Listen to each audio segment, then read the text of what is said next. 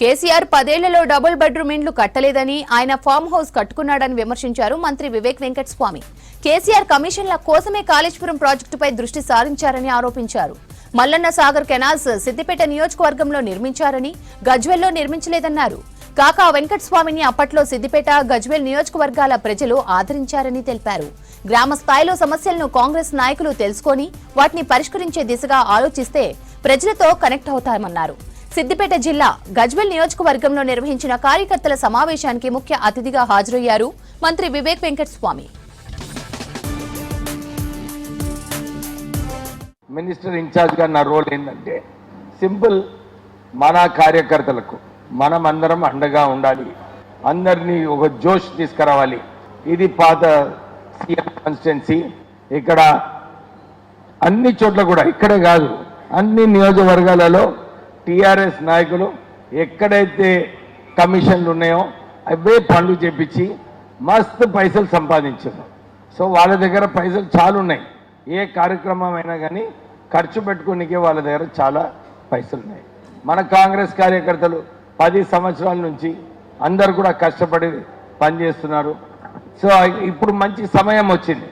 కానీ ఈ సమయం ఏదైతే వచ్చిందో మనము నిజంగానే ఈ వచ్చే లోకల్ బాడీ ఎలక్షన్లలో మన సత్తా ఏందో మనం చూపించుకోవాలి. మీ దాంట్లో ఏదైతే ఉత్సాహం ఉందో, అవసరం ఉన్నదో అది ఇంపార్టెంట్. ఎందుకంటే నేను చాలా ఎలక్షన్లలో నేను ఇన్ఛార్జ్గా పనిచేసినాను.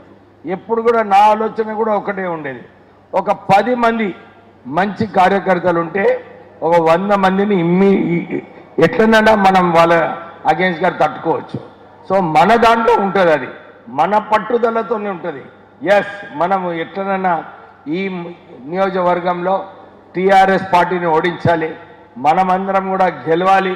ఎందుకంటే ఆ రోజులలోనే 29 ఎంపీటీసీలు గెలిచిందంటే అది చాలా గొప్ప విషయము. సో ఫౌండేషన్ స్ట్రాంగ్ ఉంది. ఇక్కడ మనం గజ్వేల్ నియోజకవర్గంలో ఫౌండేషన్ స్ట్రాంగ్ ఉంది. దీంట్లో ప్రభుత్వం పైన ఏదైతే రేవంత్ రెడ్డి గారు ఉన్నారో ఇల్లులు ఇష్యూ చేయడంలో, ఇంకా ఇతర సమస్యలు ప్రభుత్వం తరఫు నుంచి, అది నా బాధ్యత.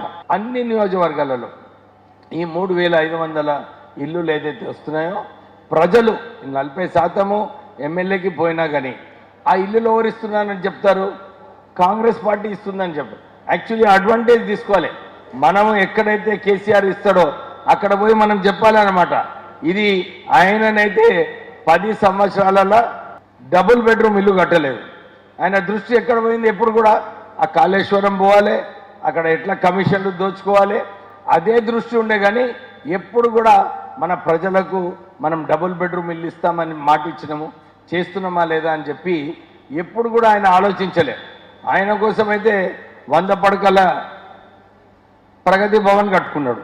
ఆయన 100 ఎకరాలలో ఆయన ఫామ్ హౌస్ కట్టుకున్నాడు. కొడుకుకు ఒక ఫామ్ హౌస్, అల్లునికి ఒక ఫామ్ హౌస్, బిడ్డకు ఒక ఫామ్ హౌస్. అంటే ప్రజలకు ఏదైతే 70,000 కోట్లతోని అన్ని డబుల్ బెడ్రూమ్ ఇల్లు మన తెలంగాణ మొత్తం అందరికీ కూడా డబుల్ బెడ్రూమ్ ఇల్లు వస్తుండే. కానీ వారు ఆ స్కీమ్ ఇంప్లిమెంట్ చేయక కేవలం కమిషన్ల వెనుకబడడం జరిగింది. మనకు మంచి స్ట్రాంగ్ పాయింట్స్ ఉన్నాయన్నమాట.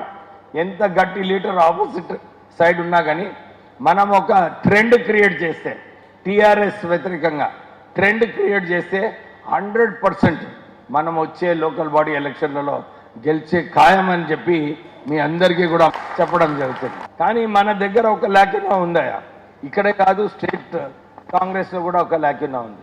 ఏముంది అది? మన సోషల్ మీడియా స్ట్రాంగ్ లేదు. మన సోషల్ మీడియాని స్ట్రాంగ్ చేయాలి.